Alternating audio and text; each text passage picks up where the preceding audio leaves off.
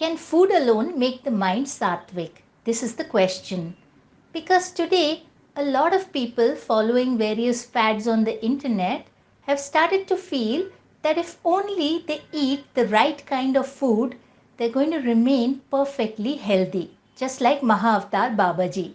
Just as he had a perfectly sattvic mind and therefore he had a disease free body, he still has that, he still lives in his physical body.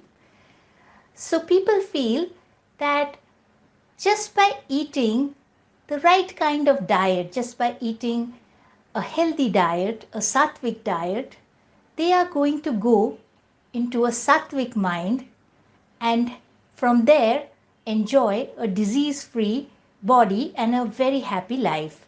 So, is this true? Is food alone sufficient to make the mind sattvic, or do you need other things too? So, let us see the answer to this question. I'll explain it with the help of an example. Suppose I go to a meeting and I go into the meeting room and I sit at the head of the table. And in comes a black bunny rabbit and he sits on a chair next to me.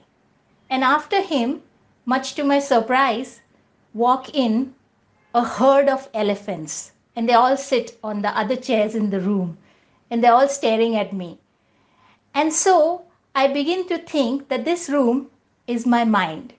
Okay? And this rabbit represents my bad eating habits. So if I rectify these bad eating habits, suppose I just wheel the rabbit out of the room and I tell him, now I've had enough of you.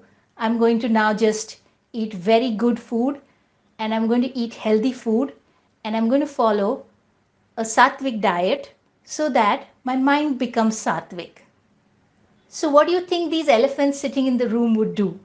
They would just be laughing. Like they would say, what is she thinking? Does she think that just by ejecting the rabbit out of the room, she's going to get rid of us and her mind is going to become sattvic because we are sitting here and we are staring at her? So certainly she's not in a sattvic state of mind. Now, who are these elephants? Let me introduce them to you. The first elephant is the elephant of greed. And to understand this elephant, I'll give you an example.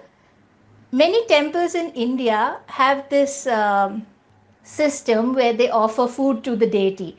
So you offer prasad to God, and therefore the food cooked in these temples is very sattvic. And there is no onion, there's no garlic. It's cooked in a temple by devotees or priests, and then it's offered to God. And then you get the food, you get to partake that food. So it's obviously a very sattvic kind of a food. But you see, will eating that food alone make me sattvic? Because when I enter the buffet room where this sattvic food is being served and I spy hot gulab jamuns and I start to have 4 or 5 of them, my greed is aroused. So just by eating food offered to God, even though it may be the most sattvic kind of food, my mind has not become sattvic because I have the greed for sweets. I go and eat gulab jamun, then I go and eat puris, I eat puri aloo sabzi, I eat other kinds of sweets, I eat kheer, I have buttermilk, and even when I'm stuffed to the gills, I go on eating. So if I exist in this kind of a state of mind where my mind is full of greed and desire for food, tasty food, if I'm a foodie, your mind is not going to be sattvic. So that is not a sattvic state of a mind where the mind is full of greed. Okay. And this greed, although it is present in all of us, it manifests in different ways. So one of us may have a greed for food. We may have this foodie kind of a personality. Somebody else may have a greed for money, for wealth, for jewelry. The same greed translates in different aspects of your behavior. So if we want our mind to be sattvic, then we need to control this greed. Okay, so this is the first elephant we need to control. And we need to eject the elephant of greed out of that meeting room. But then there are some other elephants left. So the second elephant, I'll just give you an example, is the elephant of anger.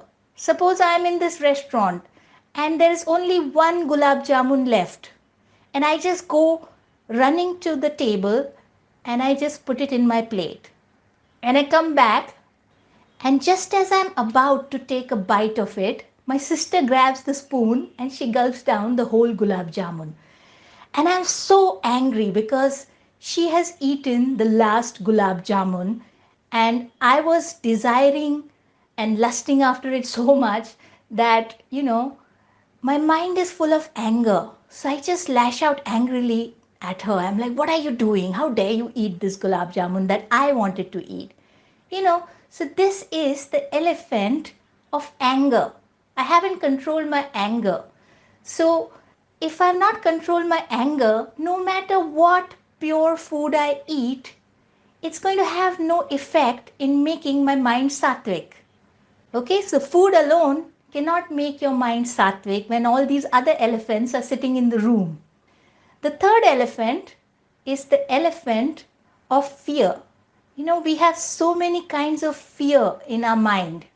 And if we want to make our mind sattvic, if we want to make our mind like the one that Mahavatar Babaji has, then we need to eject all sorts of fear out of the mind. And to understand what kinds of fear are present in your mind, just fall sick once. If you fall sick, you will understand suddenly all these fears will just stand up. You know, like suppose your cholesterol comes high and the doctor says, oh my God, your cholesterol is 500. So you better start eating these statins. And then you'll say, oh my God, what if I have a heart attack? What if I have a brain hemorrhage? What if my arteries get blocked? What will happen to me? What will happen to my family? How will I earn a living? How will I pay for this expense? I don't have insurance right now. All these fears stand up. So when you're in a difficult situation, that's when you realize what all fears are in your mind. And all these fears have to be ejected out.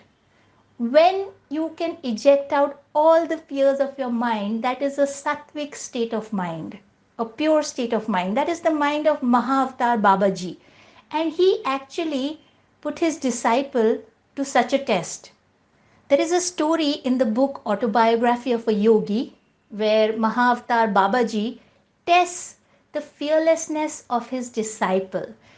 There was a man, and one day he had this great devotion for Mahavatar Babaji. And one day when he was walking in the mountains, he suddenly came across Mahavatar Babaji. So he fell at his feet and he said, please accept me as your disciple.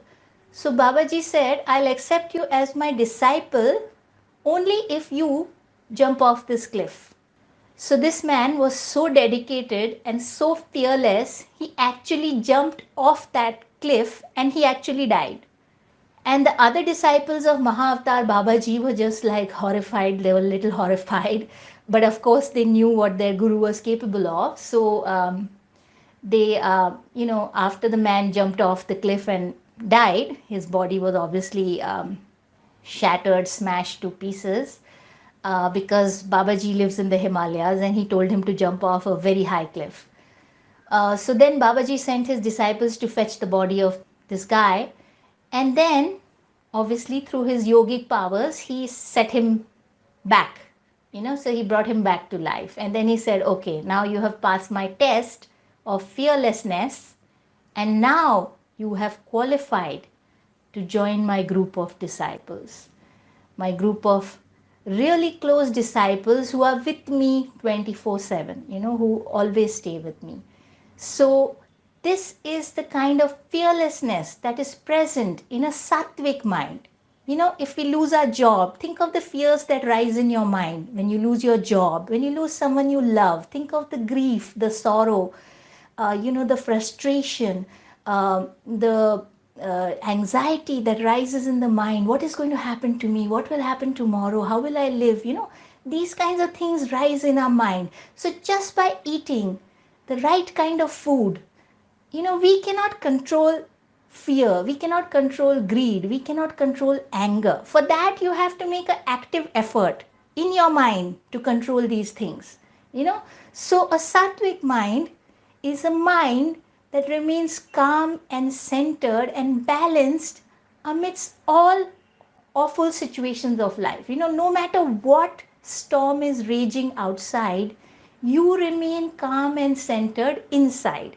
That is a sattvic state of a mind. That is a yogic state of a mind. And when you attain to that state, you will come face to face with God. Okay, that is the state where you see God. That is the state of samadhi. Only a sattvic mind can attain to samadhi. So, certainly, one must eat the right kind of food. Obviously, one must not eat unhealthy foods. So, food is the first step in making the mind sattvic. But if you don't control the other elephants sitting in the room, if you don't eject them out of the room, then your mind is not going to become sattvic. So, this is the message of this podcast. If you found it helpful, then do support the Spiritual Bee Foundation. We are a public charitable trust, and podcasts such as these are made possible only by your generous donations. So please visit our website www.spiritualbee, that is spiritualbee.com, and make a donation to support the making of this content. Thank you so much. This is your host Pulkit Mathur, and I look forward to meeting you again in the next podcast.